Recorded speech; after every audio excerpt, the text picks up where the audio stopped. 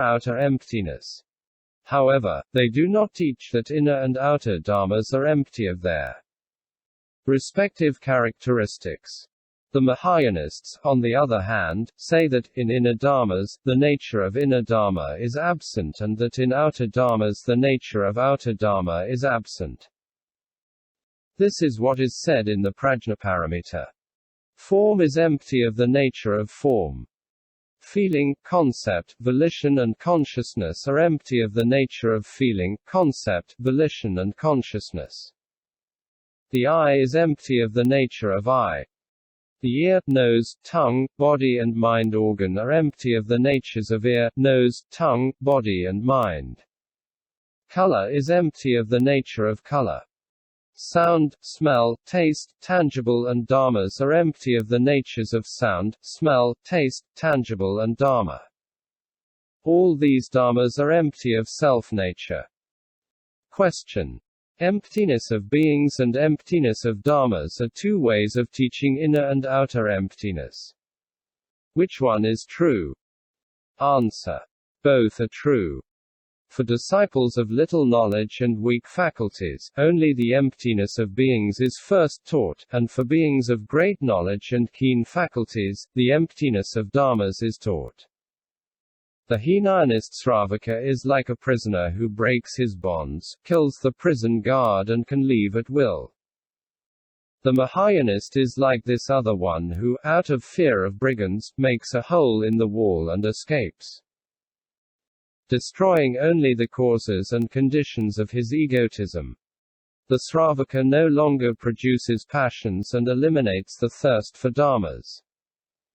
But fearing the suffering of old age, sickness, death and the evil destinies, he does not investigate the beginning of desire and does not destroy dharmas at the root. For him, only deliverance is important.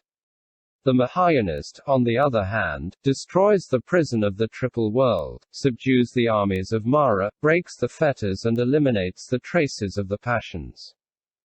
He knows clearly the beginning and end of all dharmas. His penetrations are unhindered.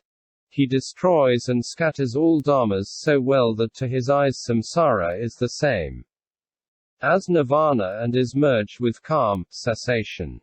The Mahayanist attains supreme, perfect enlightenment, guides all beings and makes them come out of the triple world. IX. Method of teaching emptiness. Question. By what method does the Mahayana destroy the dharmas? Answer. In the Vinasutta the Buddha said, "Form born from many causes and conditions has no solidity. Waves on the water produce a ball of foam which, as soon as it is seen, disappears. It is the same for form. When the four great elements of the present existence are brought together, they produce a form, but as soon as these causes and conditions disappear, the form disappears along with them. The practitioner who follows the path of impermanence penetrates gradually into the door of emptiness. How is that? The dharmas that perish as soon as they are born have not even a moment of duration and, not having a moment of duration, are not grasped. Furthermore, by virtue of the characteristics of conditioned dharmas, at the moment of production there is disappearance and at the moment of disappearance there is production. If dharmas are already produced, production is useless. If they are not produced, production produces nothing. Between dharma and production there can be no difference. Why? If production had the nature of production, there would have to be production of production, and this in turn would need a production. Hence an infinite regression. If the production of production did not in its turn have a production, the initial production would not have a production either. If the initial production did not have production, the Dharma itself would not have it either. Thus, production does not exist, neither does disappearance. Therefore dharmas are empty, without production, without destruction. That is the truth. Finally, if dharmas exist, they end up in non-existence finally. But that which is subsequently non-existent should also be previously non-existent. Thus, when a man wears wooden shoes for the first time, they already possess this non-existence, but as it is subtle, it is not noticed. If the shoes did not possess this non-existence from the beginning, they would always be new. If they possess it afterwards, it is because they already possessed it previously. It is the same for dharmas. If they possess non-existence afterwards, it is because they already possess it before. This is why all dharmas are necessarily empty.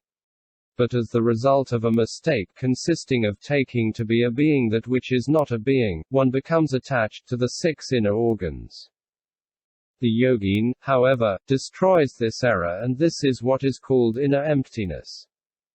It is the same for the outer emptiness and the both inner and outer emptiness. Sunyata. Third section. Emptiness 4. Emptiness of emptiness. 1. Definition of the emptiness of emptinesses. By means of this fourth emptiness, the emptiness of inner dharmas, the emptiness of outer dharmas and the emptiness of both inner and outer dharmas is eliminated. Since this fourth emptiness destroys the first 3 emptinesses, it is called the emptiness of emptinesses.